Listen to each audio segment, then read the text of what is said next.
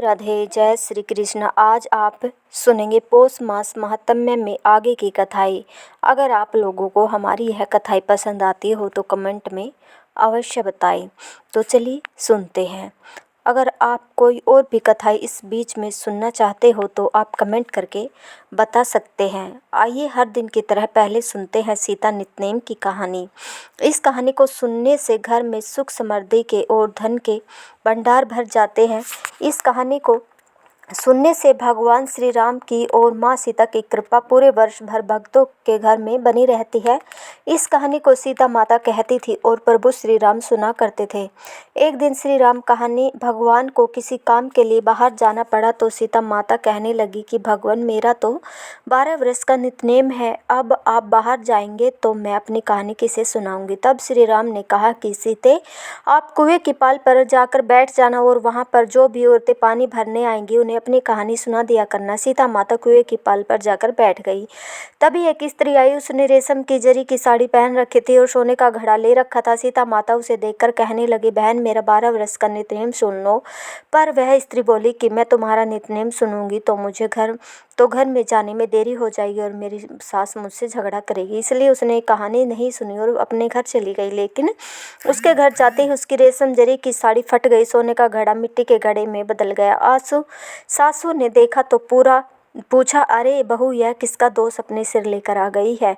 बहू बोली, माँ जी कुएं पर एक औरत बैठी थी, उसने अपनी कहानी सुनने के लिए कहा लेकिन मैंने नहीं सुनी, शायद उसी का यह फल मुझे मिला है।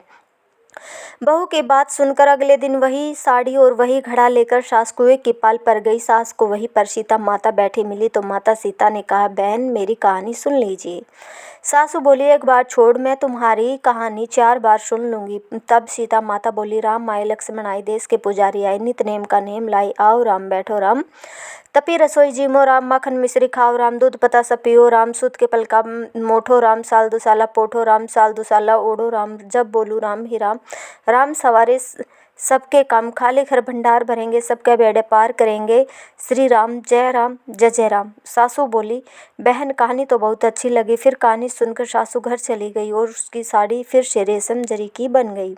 मिट्टी का घड़ा फिर वापस सोने के घड़े में बदल गया। बहू ने देखा तो कहने लगी, सासू माँ आपने यह सब कैसे किया। बोली, बहू तू दोष लगा कर आई थी और मैं दोष उतार कर आ रही हूँ। बहू ने पूछा कि माँ जी वह कुएं वाली स्त्री कौन है। सासू ने बताया कि वह तो सीता माता थी। वह पुराने से नया कर देती, खाली घर में भंडार भर देती, वह लक्ष्मी जी का वास घर में कर देती है और मनुष्य की जो भी इच्छा हो उसे पूर्ण कर देती है। बहू बोली, माँ जी फिर तो ऐसी कहानी मुझे भी सुना दो। सास बोली कि ठीक है तुम भी सुनो। फिर सास ने कहानी शुरू की। राम आए, लक्ष्मण आए, देश के पुजारी आए, नितनेम का नेम लाया, आओ राम बैठो राम, तपी रसोई जीमो राम, माखन मिश्री खाओ राम, दूध पता सब पियो राम, सूत के पलका मोठो राम, साल दुसाला पोठो राम, साल दुसाला ओढ़ो राम, जब बोलू राम ही राम, राम सवारे सबके काम, खाली घर भंडार भरेंगे, सबका बेड़ा पार करेंगे, बोलो श्री राम जय जय राम। कहानी सुनकर बहू बोली, माँ जी कहानी तो बहुत अच्छी है। सासू ने कहा, ठीक है अब इसे हम इस कहानी को रोज क्या करेंगे। अब सासू बहू से रोज सवेरे उठती, नहाती धोती और पूजा करने के बाद नितनेम सीता माता की कहानी कहती और सुनती। एक दिन की बात है, उसने यहाँ पड़ोस की एक औरत आई और बोली कि बहन जरा सी आज तो देना। तो बहू बोली कि आज तो अभी हमने जलाई नहीं। पड़ोसन बोली, तो फिर तुम सुबह 4 बजे से उठकर क्या कर रही हो। तो उन्होंने कहा कि हम तो सुबह सुबह उठकर पूजा करते हैं, फिर सीता माता की नितनेम की कहानी कहते हैं।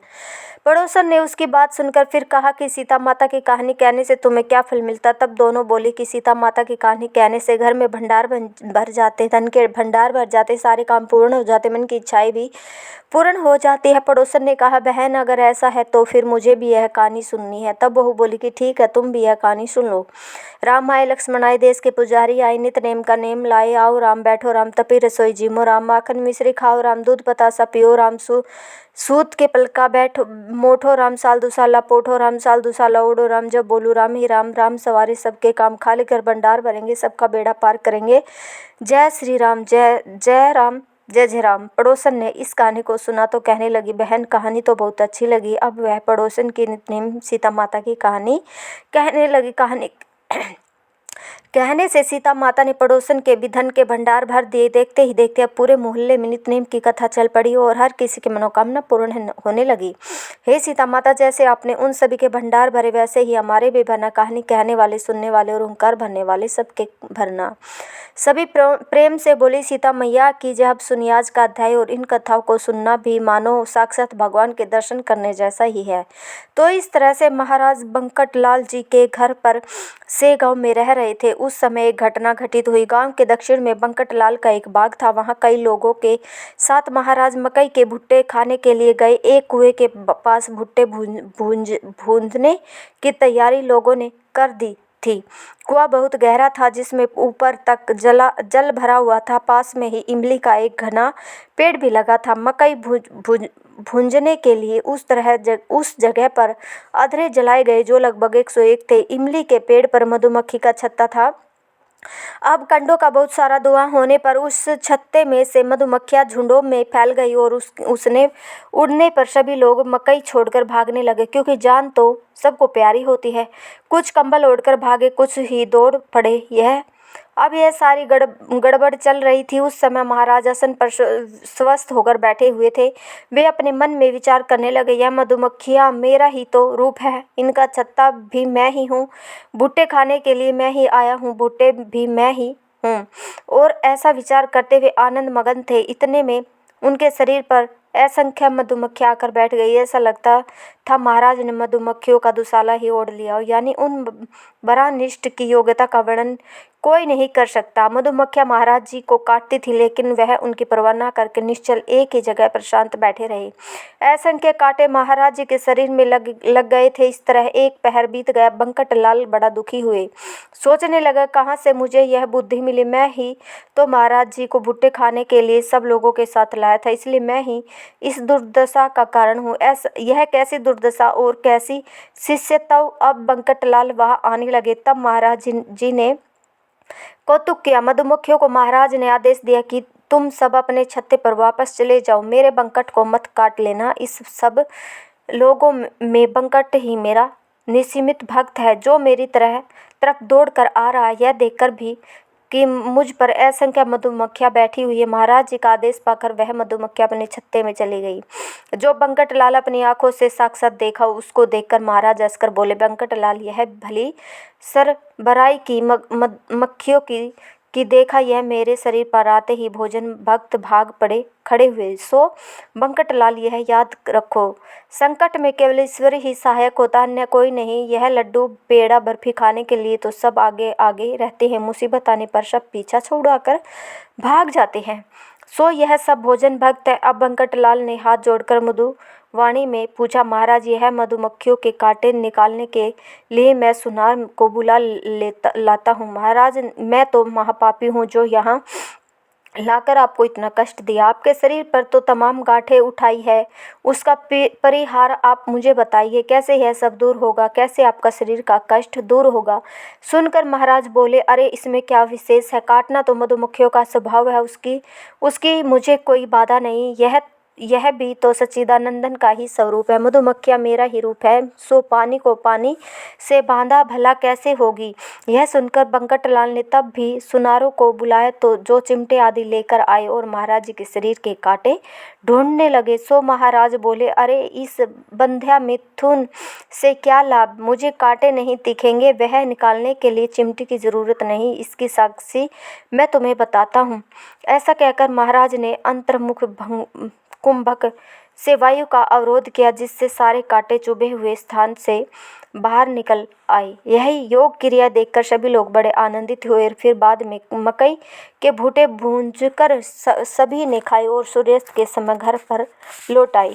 एक बार महाराज अपने बंधु नरसिंह जी को मिलने अकोट गए, जो भक्ति बल से भगवान विट्ठल के कंठमणि थे। अकोट गांव से गांव के ईशान्य दिशा में 18 कोस पर है। पदनतों के कल्पतरु श्री गजानन महाराज मनोवेग से जाने को निकले। अकोट के पास एक जंगल में यह नरसिंह जी महाराज एकांत की दृष्टि से रहते थे।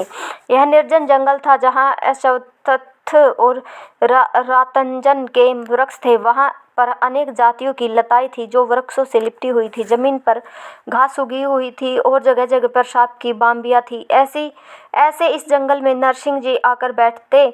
उनसे मिलने अचानक गजानन महाराज आ गए। संयोग समान का होता है, विजाति द्रव्य का नहीं।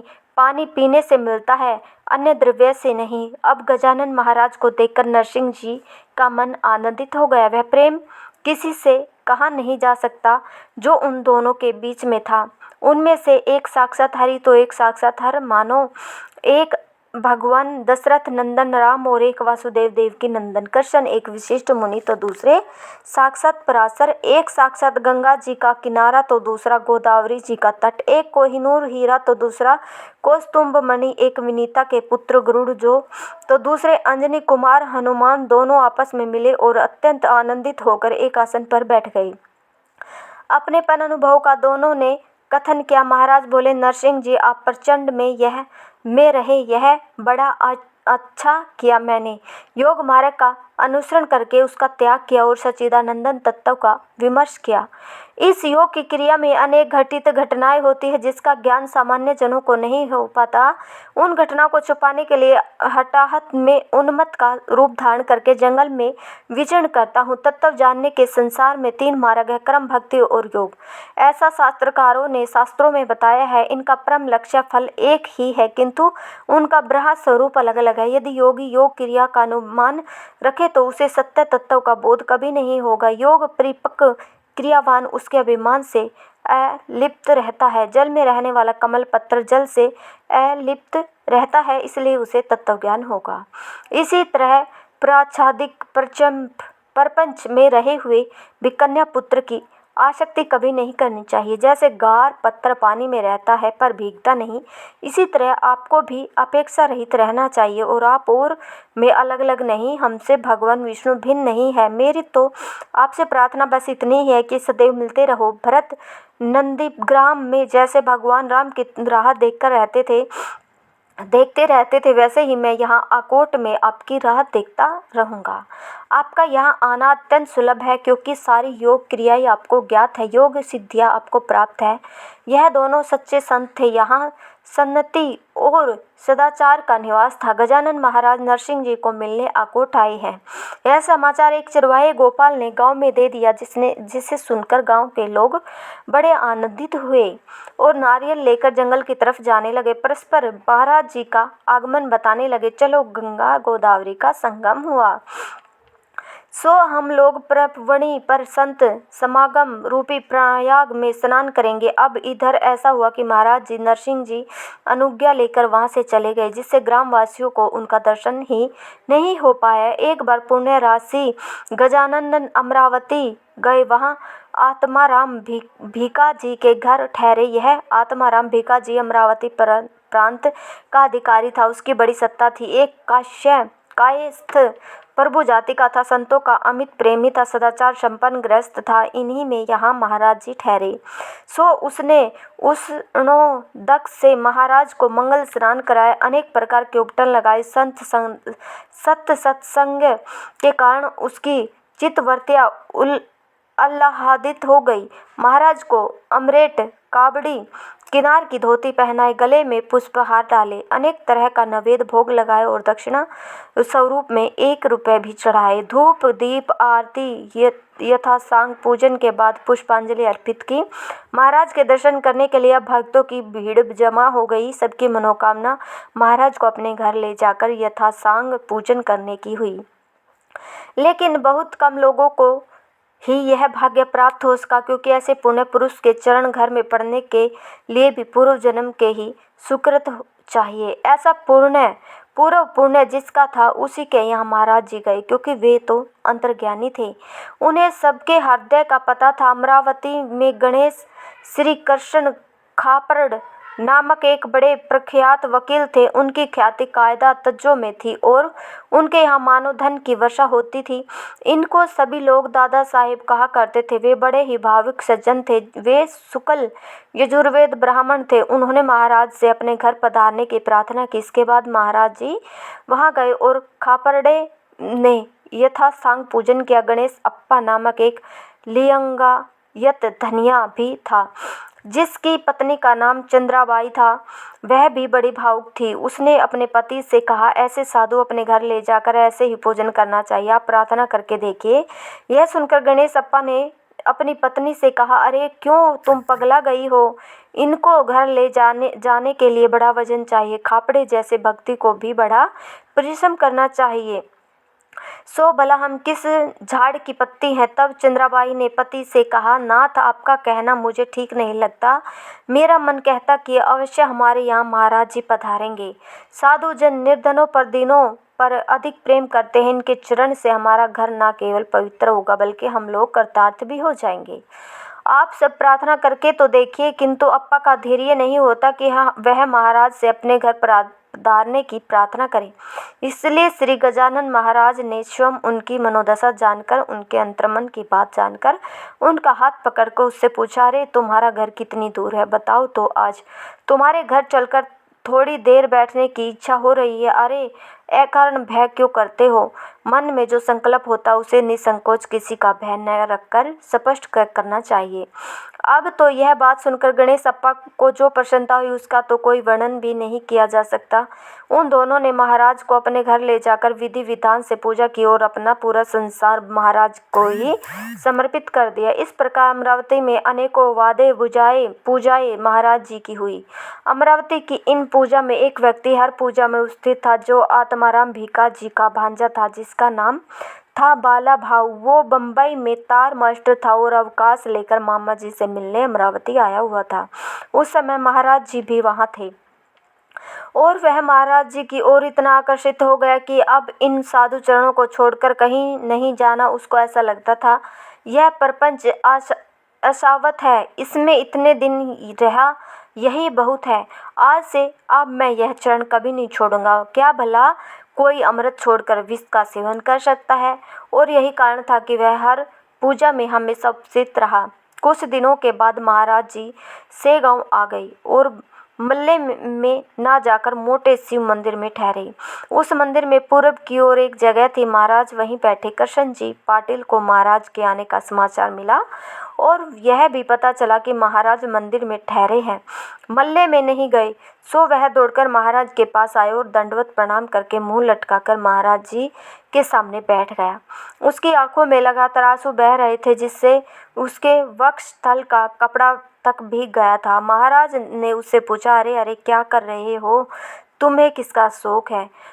तब उसने उत्तर दिया, महाराज मुझसे ऐसा कौन सा अक्षम्य अपराध हो गया है जिससे आपने मल्ले को छोड़ा? भगवान, यह देशमुख लोगों के पास की जगह है और एक मालिक के तांबे में है। आप यहाँ मत रहिए। यदि मल्ले में रहने की आपकी इच्छा नहीं है तो मैं अपना निवास आपके लिए खाली कर देता हूँ। आप वहाँ जाकर ठहरिए। हे दयाधान, आपसे ज़्यादा मुझे प्रिय वस्तु कुछ भी नहीं है। यह वर्तमान सुनकर हरि पाटिल और नारायण पाटिल भी वहाँ आ गए और महाराज जी को अपने घर आने की प्रार्थना करने लगे। इस पर महाराज जी ने उत्तर दिया, अरे मैं जो यहाँ आकर बैठा हूँ वह तुम लोगों के हित के लिए है। यह बाद में पता चलेगा, इसलिए अभी कोई विवाद मत करो। तुम लोगों का जो वाद है मैं उससे दूर करूँगा। यह मत भूलो, जगत में जितने धनी और जमींदार होते वह कभी आगे पीछे का विचार नहीं करते। यही तो उनकी कमी है। जाओ, जाकर बंकटलाल को ढूंढ कर लाओ और उससे पूछो कि जब मैंने उसका घर छोड़ा तो वह क्रोधित नहीं हुआ। तुम मेरी सब पर कृपा है, वह कभी विचलित नहीं होगी। इतने में बंकटलाल भी वहां आ पहुंचे और उसने उन पाटिलों को समझाया कि महाराज की इच्छा के विरुद्ध उन्हें मल्ले में मत लेकर जाओ। यह हम सबके लिए समदर्शी है। हम लोग इनके बालक हैं। यह जगह सखाराम आसोलकर की है।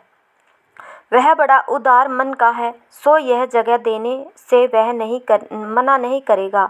इस तरह जब सहमत हो गए और सान लोगों ने मिलकर उस जगह मठ का निर्माण करवा दिया, जिससे परशुराम सावजी नामक व्यक्ति ने विशेष परिश्रम किया। समर्थ के साथ 4 एकनिष्ठ भक्त थे।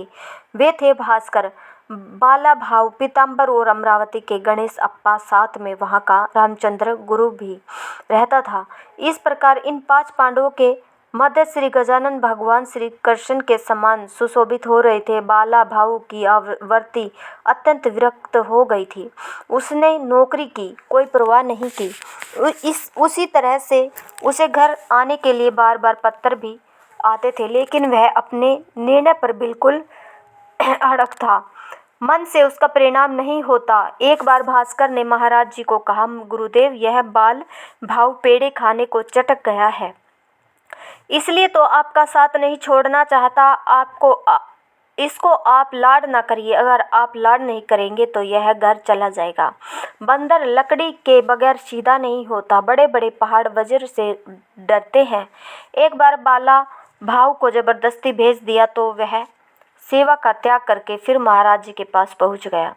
जैसे हरे चारे को बैल मारने भी दौड़ता है, तू ऐसे ही चटक गया है। जिसकी पूर्ण विरक्ति हो गई है, उसने ही यही रहना है। ऐसा सुनकर फिर महाराज जी ने एक काम किया जो भास्कर का ज्ञान नष्ट करने के लिए उन्होंने किया था। एक व्यक्ति के हाथ में एक बड़ी छड़ी थी। उसी को लेकर गजानन महाराज बाला भाव को पीटने लगे। यह देखकर बाकी लोग मठ छोड़कर भाग खड़े हुए, किंतु बाला भाव महाराज के सामने ऐसे ही पड़ा रहा। लोगों ने सोचा, इस प्रकार मार से शायद वह मर गया होगा। भास्कर भी बड़ा चिंतित हो गया, लेकिन बाल की मार देखकर उसका साहस महाराज जी के सामने आने का नहीं हुआ। मारते मारते वह लकड़ी भी टूट गई। अब थक कर महाराज पैरों से उसे रौंदने लगे। मठ में यह प्रसंग चल रहा था। तब शिष्यगण दौड़कर महाराज जी के प्रिय लोगों को बुलाने के लिए गए। सुनकर पंकटलाल कृष्ण जी दौड़कर मठ में आए, किंतु महाराज को रोकने की उन किसी में हिम्मत नहीं थी। अब डरते डरते बंकटलाल ने ही कहा, भगवान, यह तो आपका भक्त है, अब बहुत हो गया, इस पर कृपा करिए। यह सुनकर महाराज हंसकर बोले, अरे मैंने इसको नहीं मारा है, जरा ठीक से देखो तुम लोग, तब तुम्हें समझ में आएगा। फिर बाला भाऊ ने से बोले, वत्स उठो और जरा इन्हें अपना शरीर तो दिखाओ। ऐसी आज्ञा सुनकर बाला भाऊ तुरंत उठकर खड़ा हो गया और सभी लोग उसका शरीर देखने लगे कि इतनी मार पड़ने के बाद उसके शरीर में तो लकड़ी की मार के जरूर निशान पड़ गए होंगे, किंतु आश्चर्य की बात यह थी कि कहीं भी उसके शरीर पर चोट नहीं लगी थी, बल्कि पहले की तरह ही उसका शरीर था। वह पहले जैसा ही प्रसन्न था। विशेषतः भास्कर बड़ा लज्जित हुआ और उसे बाला भाव की योग्यता का ज्ञान हो गया। इसके बाद उसने बाला भाव को कभी कुछ नहीं कहा। सोने को जब कसौटी पर कसा जाता है तभी तो उसका वास्तविक मूल्य पता लगता है। बालापुर में सुखलाल अग्रवाल नाम के एक व्यक्ति रहा करते थे। उनके यहाँ पर एक बड़ी उदंड गाय थी। वो गांव गांव में घूमती आदमी और बच्चों को रौंद देती थी।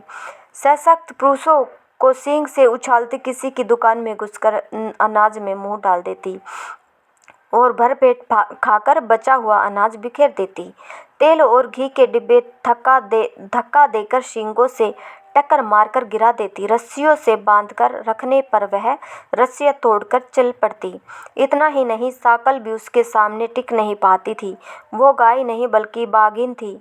बाघिन जिस गाय से बालापुर के सारे लोग त्रस्त हो गए थे, ना तो गाभिन रहती ना भी आती थी।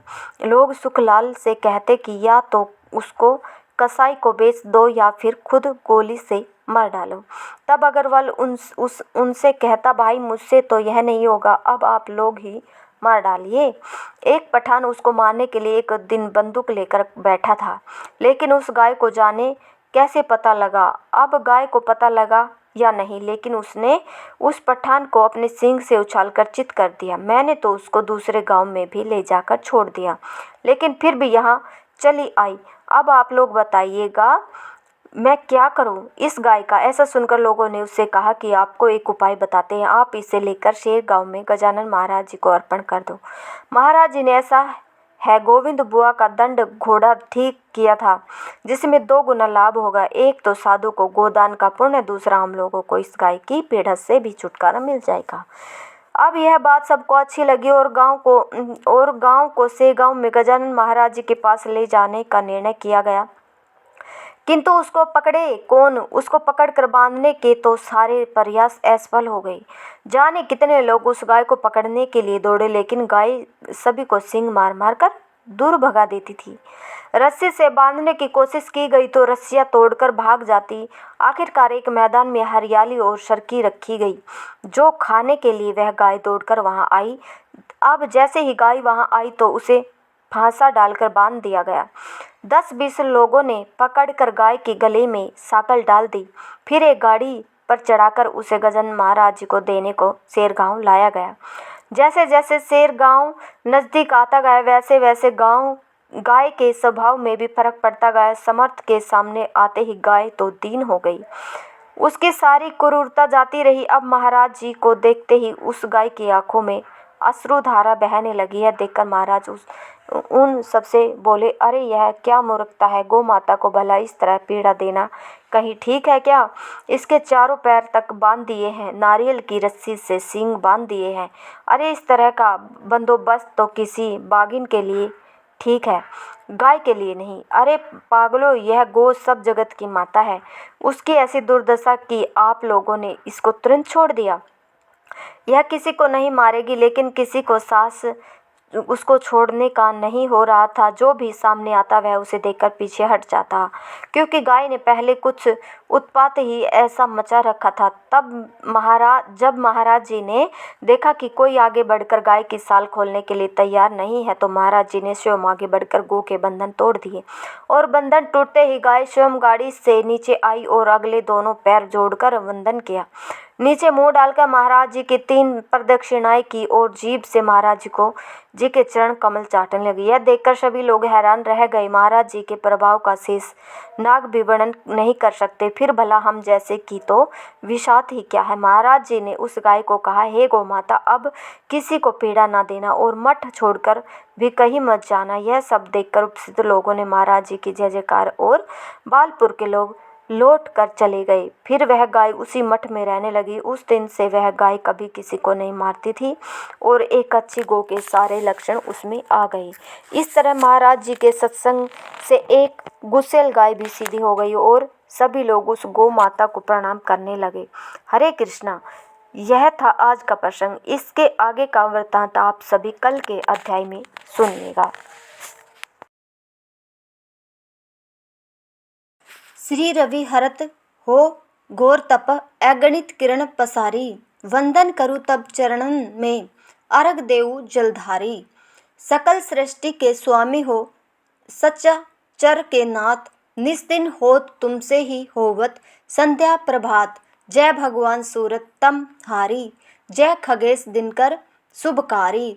तुम ही हो सृष्टि के नेत्र स्वरूपा, त्रिगुणधारी त्रिगवेद स्वरूपा। तुम ही कर्ता पालक संहारक, भुवन चतुर्दश के संचालक। सुंदर वदन चतुर्भुजधारी, रसिम रथ तुम गणन बिहारी। चक्र शंख अरु श्वेत कमलधर, वर मुद्रा सोहत। चोटे कर शीस मुकुट कुंडल गलमाला, चारु तिलक तब भाल विशाला। सप्त असवथ अति ध्रुतगामी, अरुण साथी गति अविरामी। रक्त वरुण आभूषण धारक, अति प्रियतो हे लाल पदार्थ। सर्वा आत्मा कहे तुम्हें ऋषिगवेदा, मित्र कहे तुमको सब वेदा। पंच देवों में पूजे जाते, मनोवांछित फल साधक पाते। 12 नाम जाप उदारक, रोग शोक अरु कष्ट निवारक। माँ कुंती तब ध्यान लगायो, दानवीर सुत कर्ण सो पायो। राजा युधिष्ठिर तब जस गायो, अक्षय पात्र वो मन में पायो।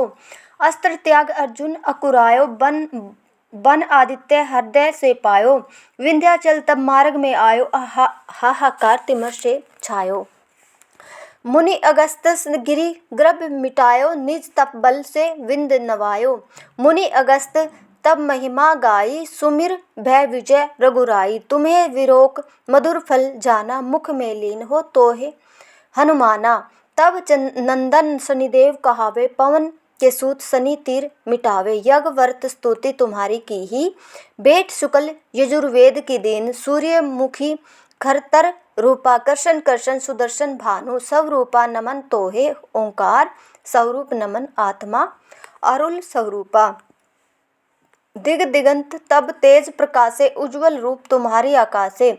10 दिग्पाल करत तब सुमिरन, अंजल नित्य करत अर्पण।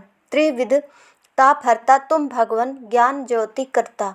तुम भगवान सफल बनावे तब आराधन, गायत्री जप सरल है साधन। संध्या त्रिकाल करत जो कोई पावे, कृपा सदा तब वो ही चित शांति। सूर्याष्टक देव व्याधि अपाधि, सब हर लेवे अष्टदल कमल। यंत्र शुभकारी, पूजा उपासना तब सुखकारी। माघ मास शुद्ध सप्तमी, पावन आरंभ हो, तब शुभ व्रत पालन भानु। सप्तमी मंगलकारी, भक्ति दायिनी दोषणहारी। रविवासर जो तुमको ध्यावे, पुत्रादिक सुख वैभव पावे। पाप रूपी पर्वत के विनाशी, वज्र रूप तुम ही हो विनाशी। राहु आन तब ग्रास बनावे, ग्रहण शूरता को लग जावे। धर्म दान तब करते हैं साधक, मिटत राहु तब पीड़ा बाधक। सूर्य देव तब कृपा कीजिए, दीर्घ आयु बल बुद्धि दीजिए। सूर्य उपासना कर नित ध्यावे, कुष्ठ रोग से मुक्ति पावे। दक्षिण दिशा तोरी गति जावे, दक्षिणयान वो ही कहलावे। उत्तर मार्गी तो रथ होवे, उत्तरायण तब वो कहलावे। मन और वचन क्रम हो पावन, संयम करता भलित आराधन। भरत दास चिंतन करत घर दीन कर, तब ध्यान रखियो कृपा इस भक्ति से तुम्हारी। भगवान सूर्य भगवान, ओम जय सूर्य भगवान। जय हो दिनकर भगवान, जगत के नेत्र स्वरूपा। तुम हो निर्गुण स्वरूपा, धरत सब ही तब ध्यान। ओम जय सूर्य भगवान। सारथी अरुण है प्रभु तुम श्वेत कमलधारी। तुम चार भुजाधारी, अश्व है सात तुम्हारे कोटि। किरण तुम पसारे, तुम हो देव महान। ओम जय सूर्य भगवान। उषा काल में जब तुम उदयाचल आते, तब सब तब दर्शन पाते। फैलाते उजियारा, जागत तब जग सारा। करे तब तब गुणगान, ओम जय सूर्य भगवान। ओम जय सूर्य भगवान। संध्या में भुवनेश्वर अस्ताचल जाते, गोधन तब घर आते। गोधूलि बेला में हर घर आंगन में हो, तब महिमा गान। ओम जय सूर्य भगवान। अस्त चल जाते गोधन तब घर आते, गोधूलि बेला में हर आंगन में हो, तब महिमा गान। ओम जय सूर्य भगवान। देव धनुष नर नारी, ऋषि मुनिवर बजते आदित्य। हृदय जपते स्त्रोत से मंगलकारी, इसकी है रचना न्यारी। दे नव जीवन दान, ओम जय सूर्य भगवान। तुम हो त्रिकाल रचयिता, तुम जगत के आधार। महिमा तब अपरंपार, प्राणों का चिंतन करके भक्तों को अपने देते बल बुद्धि और ज्ञान। ओम जय सूर्य भगवान। भूचर जल चर खेचर सबके हो प्राण तुम्हारी ही, सब जीवों के प्राण तुम ही। वेद वेद पुराण बखाने, धर्म सभी तुम्हें माने। तुम ही सर्वशक्तिमान, ओम जय सूर्य भगवान। पूजन करती दिशायम पूजे 10 दिग्पाल, तुम भवनों के प्रतिपाल। ऋतुएं तुम्हारी दासी, तुम शाश्वत अविनाशी। शुभकारी असुमान, ओम जय सूर्य भगवान। ओम जय सूर्य भगवान। जय हो दिनकर भगवान, जगत के नेत्र स्वरूपा। तुम हो त्रिगुण स्वरूपा, धरत सब ही तब ध्यान। ओम जय सूर्य भगवान। ओम जय सूर्य भगवान। जय जय तुलसी भगवती, सत्यवती सुखदायिनी। नमो नमो हरि प्रसी, श्री वृंदावनी खानी श्री हरि। शीस विरजनी देहु अमर वर, अम्ब जनहित हे वृंदावनी। अब न कर विलंब, धन्य धन्य श्री तुलसी माता। महिमा अगम सदा श्रुति गाता, हरि के प्राणहु से तुम प्यारी। हर ही हेतु कीन हो तप भारी, जब प्रसन्न है दर्शन दीन हो। तब कर जोर विनय उस कीन हो, हे भगवतम कतम मम होहु दीन जानी। जान छोड़हु छो सुनी, लक्ष्मी तुलसी की बानी।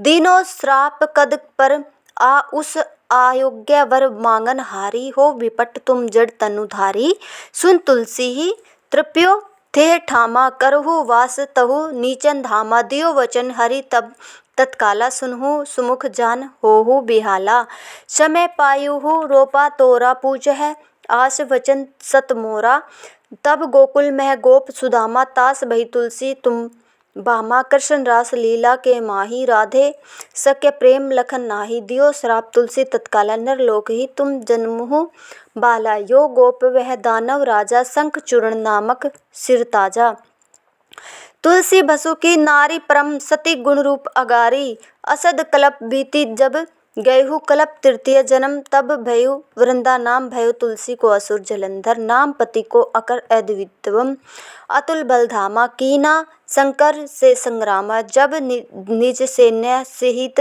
शिव हारे मर है ना तब हर हर ही पुकारे पतिव्रता वृंदा नारी को न सके पति ही संहारे तब जलंधर ही भेष बनाई वृंदा डग ठग हरि पहुँचो जाई शिव हित लह कर कपट प्रसंगा कियो सत्तव धर्म तो ही भंगा जयो जलंधर कर संहारा सुनी उर शोक उपारा ते है छड़ दियो कपट हरि तारी लख वृंदा दुख गिरा गिरा उचारी जलंधर जस हो भीता सोई रावण तस हर ही सीता अस प्रस्त तर सम हृदय तुम्हारा धर्म खंडी मम पति है संग हारा यही कारण लह श्राप हमारा होवे तनु पाषण तुम्हारा सुनी हरि तुरत ही वचन उचारे दियो श्राप बिना विचारे लख्यो न निज करत दूत पति को छलन चाहियो जब पार्वती को जड़ मति तहु अस हो जड़ रूपा जग में तुलसी बिटप अनुपा धगव रूप हमसाली ग्रामा नदी कंड के बीच ललामा जो तुलसी दल हम चढ़े सब सुख भोग परम पद पाई बिनु तुलसी हरि जलत शरीरा अति से उठत शरीर शीस और पीरा जो तुलसी दल हरि सिर धारत सो सहस्त्र घट अमृत डारत तुलसी हरि मन रंज निहार रोग दोष दुख भंजन निहारी प्रेम सहित हरि भंजन निरंतर तुलसी राधा में न अंतर व्यंजन हो छप्पनहु प्रकारा बिन तुलसी दल न हर है प्यारा सकल तीर्थ तुलसी तरु छाही लह मुखी जन संशय ना है कवि सुंदर एक हरि गुण गावत तुलसी ही निकट सह गुण पावत बसत निकट दुर्वासा धामा जो प्रयासते पुरु ललामा पाठ करे जो नित नर नारी हो सुख बहा त्रिपुरारी तुलसी चालीसा पठ तुलसी तरु ग्रहधारी दीप दान कर पुत्र फल पाव बंध नारी सकल दुख दरिद्र हरिहार परम प्रसन्न आश धन में लड़ह कर बसै पूर्ण अन्न लाहै अभी मत बल जगत मह लाहा पूर्ण सब काम जे है दल अर्पह तुलसी तह सहस बसह हरि राम तुलसी महिमा नाम लख तुलसी सूत सुख राम मानस चालीसा रचो जग मह तुलसीदास प्रेम से बोले तुलसी महारानी की जय तुलसी महारानी की जय। अगर आप लोगों को हमारी यह कथा पसंद आई हो तो इस वीडियो को ज़्यादा से ज़्यादा शेयर करें। धन्यवाद।